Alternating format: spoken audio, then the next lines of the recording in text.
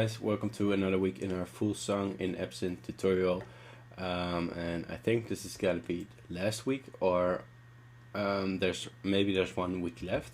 First off, I'd like to remind you to subscribe to our YouTube channel, which is awesome and which has the videos always the first, so that way you're always up to date. And the other thing is check out absynthutorials.com for a lot of free tutorials and a lot of Absynth sounds. I made a lot of progress with this song. I'm gonna play you the whole song first, and if you don't want to listen to that, you can skip 5 minutes ahead. But first, here's where it's at the moment.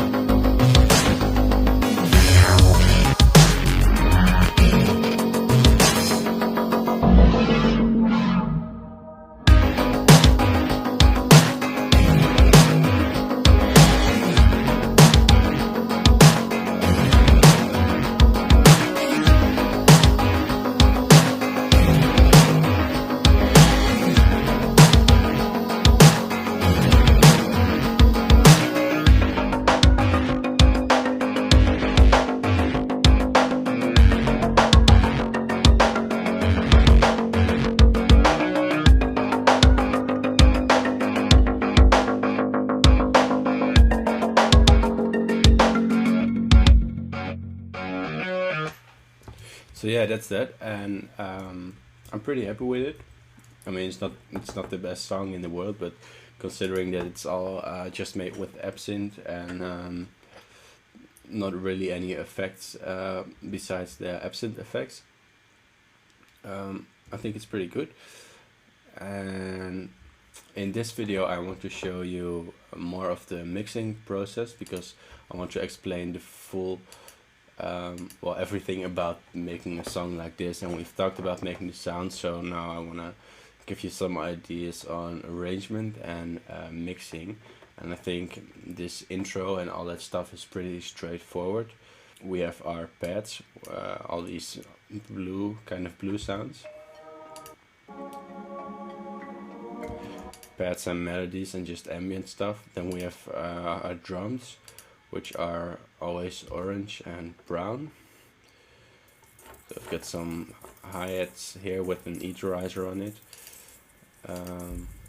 This must be a kick with a little bit of delay. Then we have another drum effect.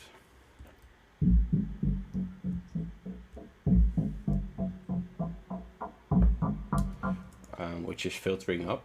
And as you might notice, I bounced everything to audio, and I do that for several reasons. One of them is that it's more consistent, so if you have any faulty MIDI plugins or your automation might be delayed, now that's not a problem. Everything is audio and it's just gonna sound the way it looks. But what I did is I still have all the Absynth settings. So I have one audio file, and then above that is the MIDI track. And if I want to change something, or if I want to change the melody, I can go back in there, and I've put them to hide. You can do that in Logic, and then when you press the H button on your keyboard, you won't see them, but they're all still there. So that's why I did that. And the other advantage about that is when you're making a section like this, which is sort of drop, then you can very easily see where all the transients at, and you can reverse sounds, and you can time stretch them. And don't worry about all these sounds, because they're not all different sounds made in Absynth. It's mostly one sound that I process differently for each track. So if I solo this drop sound, this drop bus, I send everything to one bus. You can hear it more easily, I think.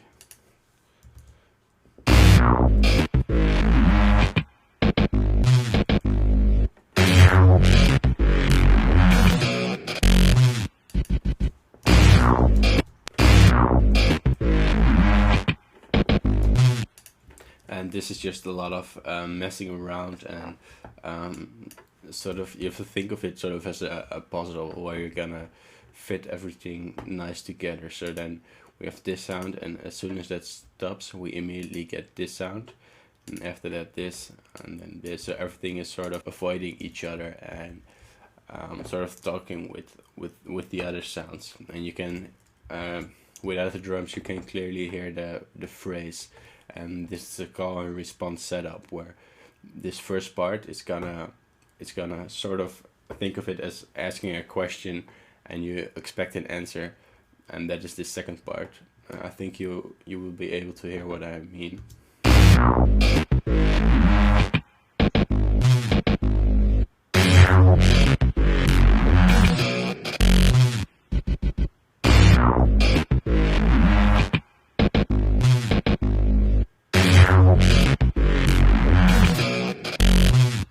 And that is a very good way of working. It's the easiest way, but it's also the most effective way.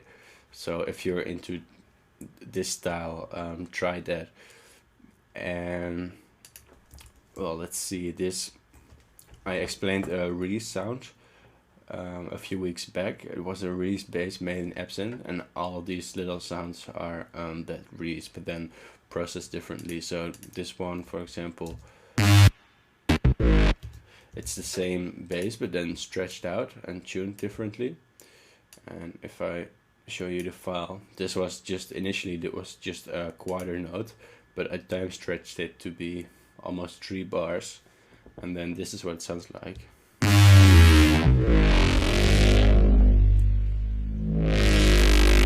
And then I just play that and look for little parts of the sound that I like, and then I cut those out and I use them in the drop. So there's this rhythm, and then this is another sound, but it's just a very basic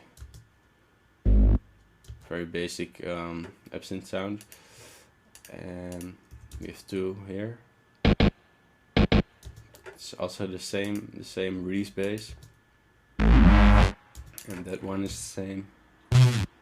That one is the same, but a lot higher. And this one is the same, but just very short bits. And I've put an amp on that. This trash distortion amplifier. It's like a guitar amp. The other thing that I can say about this is that it's very useful to do the bass separately. And yellow is the bass here. And then you have a little bit more control over that. And always mono the lows and make the highs a little bit more stereo. I did that with this plugin that might be familiar to you. When you go to this stereo imaging page, these are your frequency bands, and I can click on the lowest band, and now that's set to from 20 to 120 Hertz. And I can even make that a little bit more. And if I solo this band, those are all my lows, and I can make them more stereo by dragging this up, but it's advisable to keep them pretty mono by dragging this down.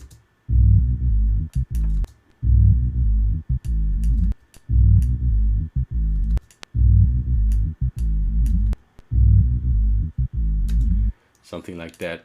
And then I have these other bands. These are my lower mids. And these are my my highs. And I make those pretty stereo. And these are my very highs, and I make those very stereo. So that way you get a nice and broad perception of the mix, and I can bypass this. So this is width.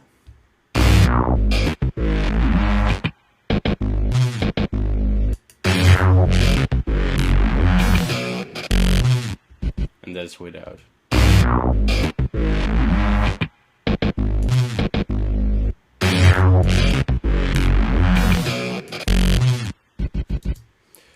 So that's a very effective way. The other thing I did here is I put a little bit of reverb on all of these sounds, so they sound a little bit like they're together in one room. And it's just, I'm giving 3% of the wet signal, and that sounds like this, just the reverb.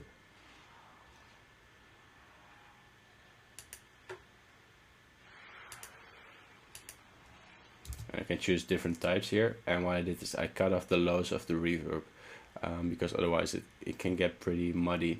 So this is a filter, and this is just too much lows, you don't want that. So I set it to somewhere around there, and I also made the reverb more stereo, since these are the highs. They can live on the side of the mix. Then we have our harmonic exciter here, and this is a very nice function in Ozone, and it excites it sort of distorts the sounds, and it gives it more warmth, or more vibe, more harmonics. I think you will be able to hear when I bypass it.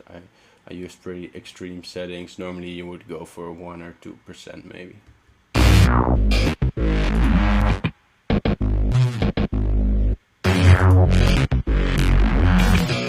So yeah, that's a big difference.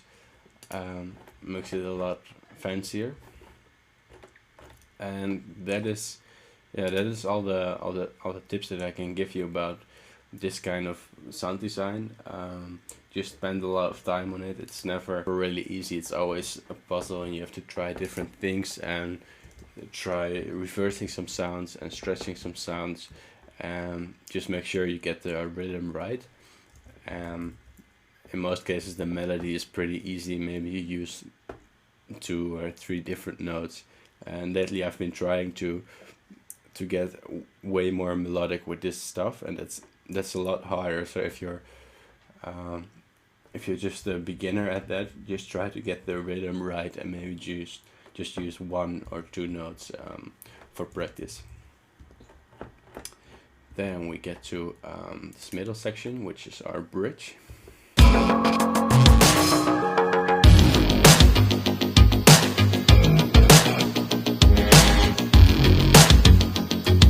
And this is all pretty simple sounds. It's just a saw wave, which I filter and modulated.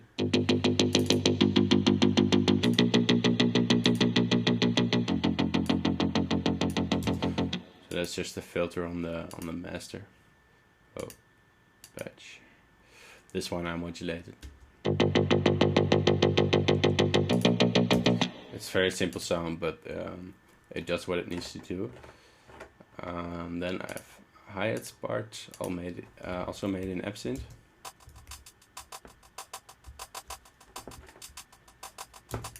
Pretty simple. I don't know what this is. This can probably go.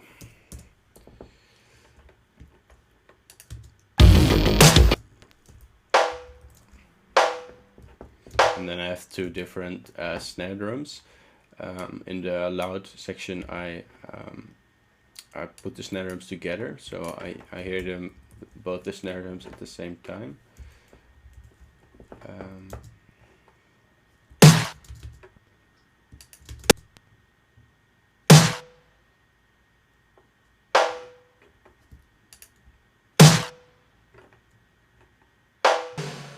Actually, it's a little bit more snare drums, but what I did is the first hit is sort of a drier snare drum, and there is this one with this one and this one.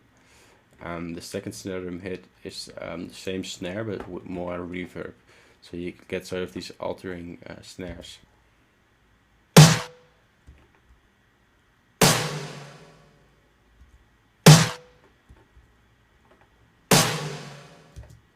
And the second one is also a lot more stereo. And then we have the kick drums, pretty simple kicks. Oh, also layered. The first hit is always the same and the loudest.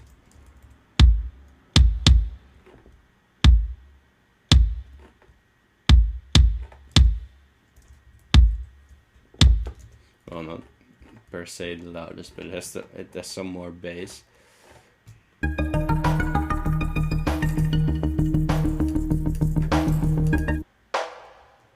And I really like this snare drum sound, so I want to give that some room by itself where you can clearly hear it.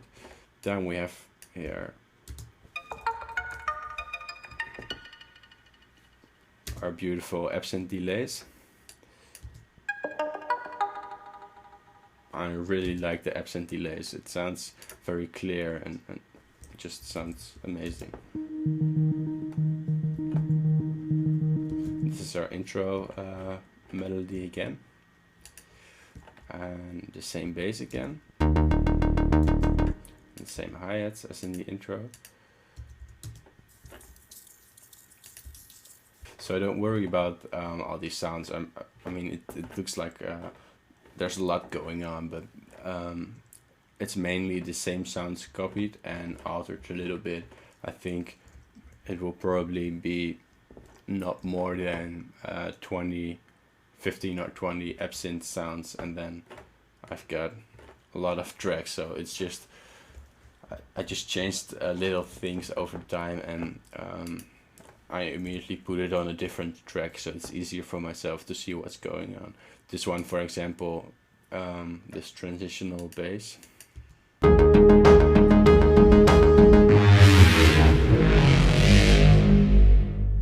That's also that same Reese bass sound, but now with reverb and time stretched, and I filter it with an Absynth filter. and I use Absynth as an effect here, and that way I can easily modulate this.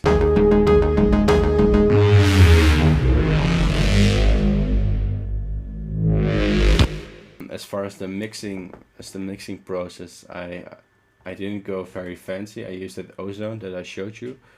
I used small reverbs. I used, of course, a lot of equalizers, and with all the sounds that didn't need the lows, I cut the lows off, and I used some basic compressor settings.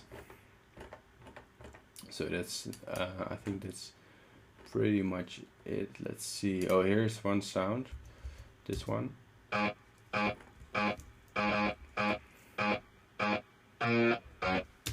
And this is just an Absynth wave, but I made it sound a little bit closer to a guitar by putting a guitar amp on it. Without it sounds like this.